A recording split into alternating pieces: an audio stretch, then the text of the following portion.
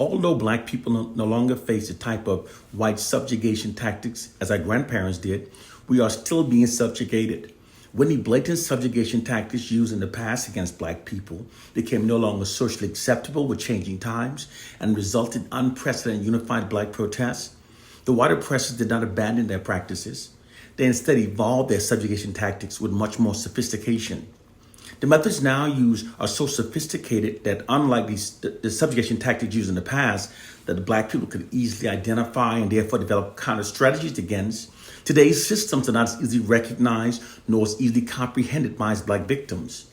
It's therefore the most effective subjugation tactics ever deployed against black people, because the subjugation of black people works best when the black victims no longer recognizes it. Therefore, they now subjugate us without any black resistance. During the 1960s, African Americans' unified protest against the U.S. system of institutionalized white racism was unprecedented. African Americans confronted on all fronts. It was confronted through civil disobedience tactics, militant means, nonviolent protests, and with black lawyers pleading for equality with America's highest Supreme Court. African Americans' unified protest still remains unrivaled by any other group in U.S. history. African Americans had unknowingly proved themselves as being the greatest threat against the U.S. system of white supremacy.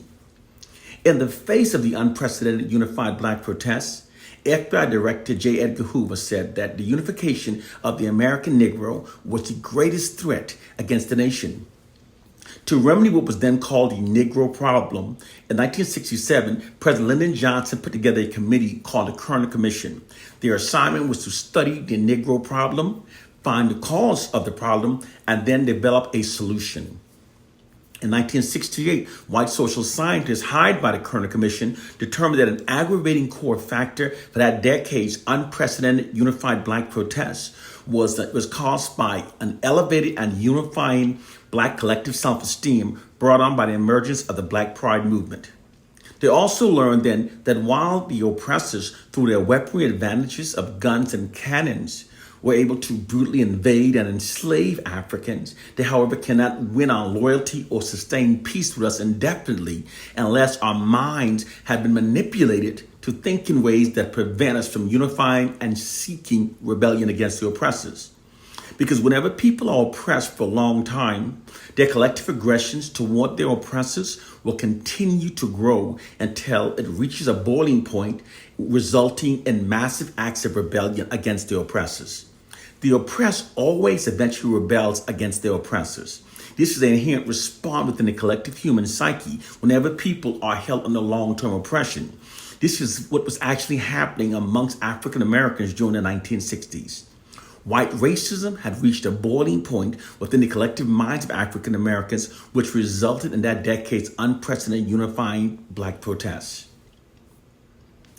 Those white social scientists logically determined that they could subdue unified black protests by deploying an ideological subversion system that keeps the collective self-esteem of the black masses very low, and it keeps our collective aggression shifted away from the white society and redirected towards ourselves. They achieved both of these objectives by keeping black people believing the fraudulent and worse narratives about ourselves. This task is rather easy for the white society to achieve because they write all black narratives and they control all black mainstream media images. The white society therefore literally owns black people's interpretation of ourselves.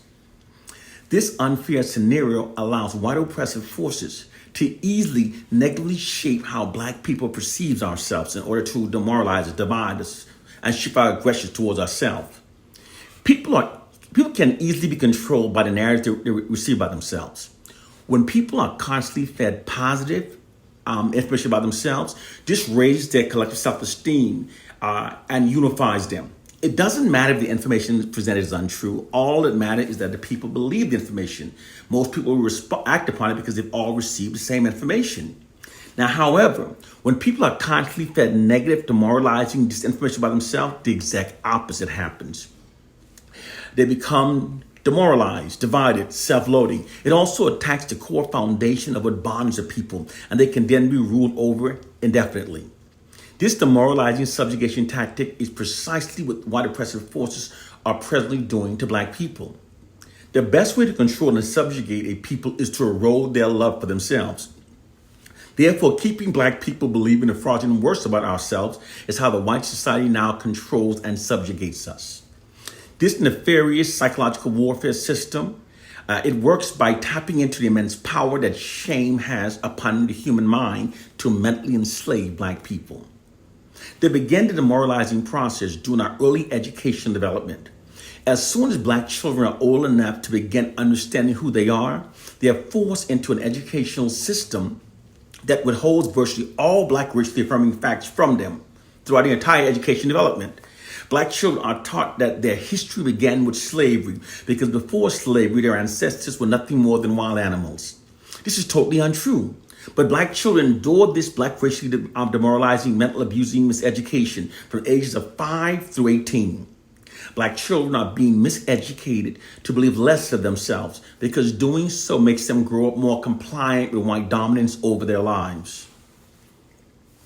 They also control and subjugate black people through unrelenting media subliminal programming campaigns. Media subliminal programming is a way to communicate a specific idea in such a way that it bypasses the conscious mind and is aimed directly towards the subconscious mind. In simplest terms, it's an attempt to embed an idea into your mind without you even realizing it. Black people are being constantly inundated with fraudulent media propaganda campaigns that conveys the subliminal message that black people are our own worst enemies, and that we therefore need whites to govern over our lives. Moreover, that black people should admire, respect, and trust only whites. This system is extremely effective because when black people repeatedly receive these noted media subliminal messages from trusted white media sources, it can be very difficult to resist its implied propaganda programming, especially when the propaganda is being told daily and so unrelentingly. Its weapon is the demoralizing message that it carries and the way that it adversely affects black people in terms of our behaviors. With time, many black people eventually comes to accept the subliminal programming. This unrelenting humiliation then causes many black people to become demoralized, divided, self-loathing, and resentful towards our own racial group. In the most extreme cases, many will even attempt to disassociate themselves from all other black people. Psychologists call this disassociation. It's a defense mechanism that it evolves to put a distance between themselves and from the pain. Some will make it their personal mission to go out their way to try to show white people that we're not all bad. This is the true reason why many black people are now self-loathing, perceives ourselves as being our own worst enemies, and reveres Caucasians in spite of a brutal history to the contrary. It has nothing to do with a silly slave syndrome myth. It is we're being programmed to think in ways that benefits the white society. This is all possible because people are like computers. All you have to do is keep giving them certain information every so often, and you can persuade an entire generation towards an applied objective. This is our hidden reality. Those black people that insist that they've confirmed their negative assessment based upon their own individual experiences are delusional because it's not humanly possible to assess the collective state of millions of people based upon anyone's individual experience. It's not humanly possible. Those negative perceptions about our racial group were actually deliberately embedded into our minds by white oppressive forces that exclusively writes all of our narratives and that controls all black mainstream media images.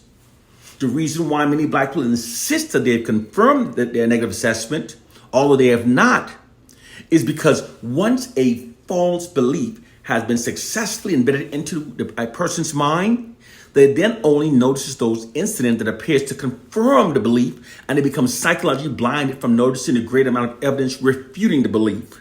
This is what's called the illusory truth effect.